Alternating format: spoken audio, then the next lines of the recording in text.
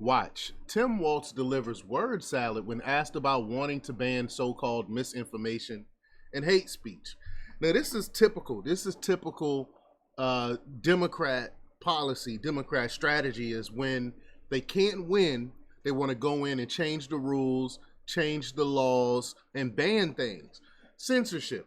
They want to censor everything because they're losing the debate. They're losing the battle the battle of ideas. They can't beat us because we have the truth on our side. So what they want to do is they want to censor, they want to ban the truth so they have control over the narrative. Same thing they're trying to do with the Supreme Court justices.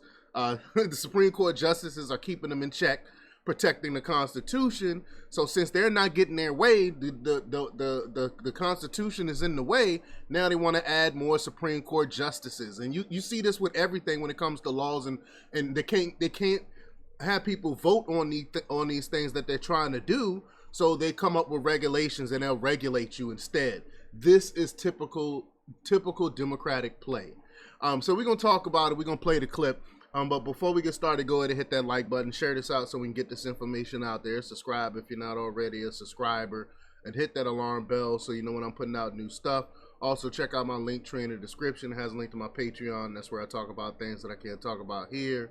There's also a link to my Instagram and my X account. Follow me there as well. All right, so let's talk about this news now. This comes from the Gateway Pundit from Jordan Conradson, and they report that Democratic vice presidential nominee Tim Walz was asked about his past comments and desire to ban free speech in an interview with Fox News Sunday Shannon Breen.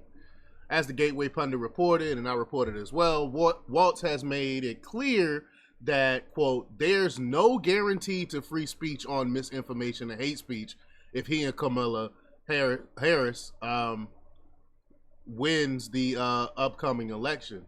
God forbid.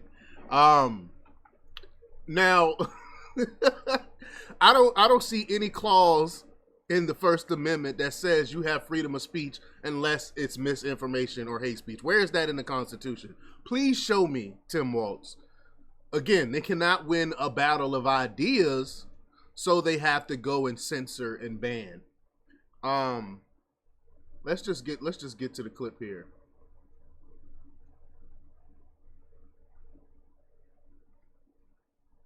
All right, here we go.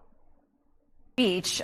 You've said there's no guarantee to free speech for misinformation or hate speech. But first of all, Supreme Court very clear in a unanimous 2017 decision that hate speech is protected. That's the kind of stuff that needs to be protected.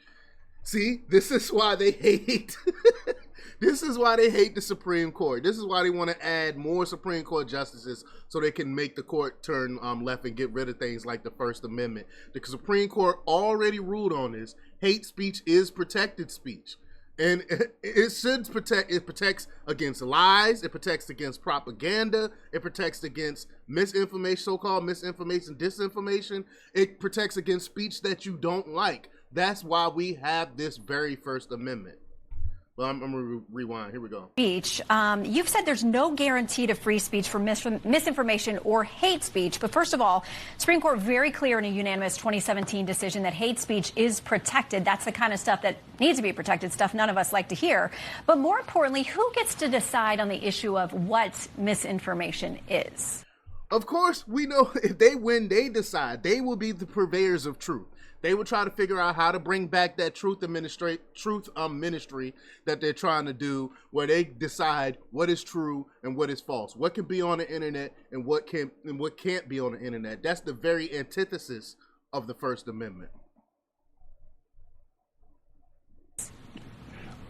Look, the First Amendment is foundational. It's something I spent my whole life, the vice president, and I think most Americans are clear on this. The point being on this, we're seeing censorship coming in the form of book bannings in different places. We're seeing it attempts in schools. Wait.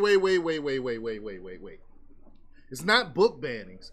It's not. It's saying that we don't want our kids to be able to read pornography in elementary and middle school. I mean, I won't even say on this platform some of the so-called children's books that talks about some of the sexual stuff that goes on in elementary school books. That should be banned. That's not censorship. That is protecting children. See, this is what they try to equate. Oh, me wanting to stop your free speech and protect you against so-called hate speech and misinformation and disinformation. That's the same as y'all book banning. No, it is. You can't equate the two. Those are two totally different things. These are not saying that adults can't go in and read these books on their own. These are restricting children from having these books. Just like pornography, video pornography and stuff is illegal for children to watch. You know what I'm saying? But this is crazy. The issue on this is the hate speech and the protected hate speech. Speech that's aimed at creating violence, speech that's aimed at threats to individuals. And that's what we're talking about in this. And the decision on that, society decides on a lot of... Threatening someone is already illegal, bruh. What are you talking about? Threatening someone is already illegal. So why do we need a whole nother thing saying that hate speech should not be on these platforms? Again, calling for violence and things like that is already illegal. We don't need another law for that. Out of this, the idea of someone going on and threatening someone's life or a child's life online, I don't think any of your... Again, that is already illegal. You can just call the police and let them know, and the police will investigate. What are you talking about? That is not hate speech. That is not disinformation. That is not misinformation. See what I'm saying? They're trying to equate things that's not the same. Viewers think that is something that should be acceptable. Thank you. I mean, there's a distinction, you would say, though, between something like a threat and misinformation. Oh, certainly, and that's what we're talking about. And I think the idea of making sure that folks understand, are good consumers of that, those are the decisions they make. But I've always defend your First Amendment rights, defend your right to disagree on every case. That robust discussion has to happen, and that's why I'm so opposed to book banning. It doesn't have to happen. The Constitution has already spoken on this. The Supreme Court has already spoken on this as recent as 2017. So what are you talking about here, bro? That's why in Minnesota we banned the practice of book banning. Let you make the decision of what you're going to read, whether you find it objectionable or not. What do you mean? How can we make? What do you mean you make a decision? The child is. We're talking about books being in the library where a kid can go in and pick up these books and read in school. So what do you mean? You make a choice. The child. Why would you want to put these nasty things in a school for a child to read? These people are nasty and disgusting. The difference is threats, that type of speech. Okay. Again, threats, making a threat is already illegal. See, what he's saying makes absolutely no sense. Word salad makes no sense. But y'all let me know what y'all think about this. Leave your comments down below. Like, share, and subscribe. And check out jjthepsychotherapist.com for the latest in news. Until next time, peace.